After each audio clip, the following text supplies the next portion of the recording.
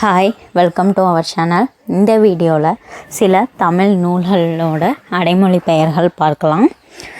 தமிழ் மொழியின் உபநிடதம், தாய்மானவர் பாடல்கள், சிலப்பதிகாரத்துக்கு என்னென்ன அடைமொழி பெயர்கள் இருக்குன்னா குடிமக்கள் காப்பியம், மூவேந்தர் காப்பியம், புரட்சி காப்பியம், முத்தமிழ் காப்பியம், உரையிடைட்ட பாட்டுடை செய்யுள், பொதுமை காப்பியம், ஒற்றுமை காப்பியம், வரலாற்று காப்பியம்.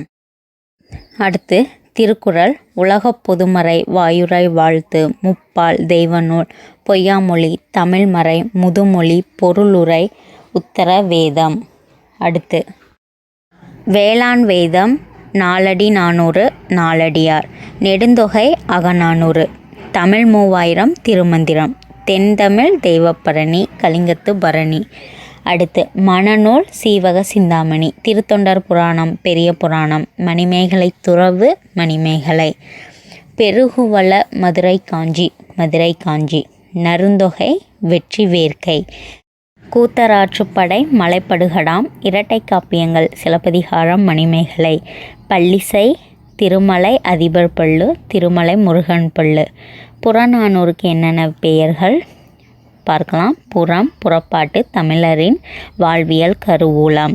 திருக்குறள் இதுக்கு முன்னாடியே இதில் பார்த்துட்டோம். எக்ஸ்ட்ரா எதுவும் இல்லை, அதே தான், சேம் இதுதான் கொடுத்துருக்கு.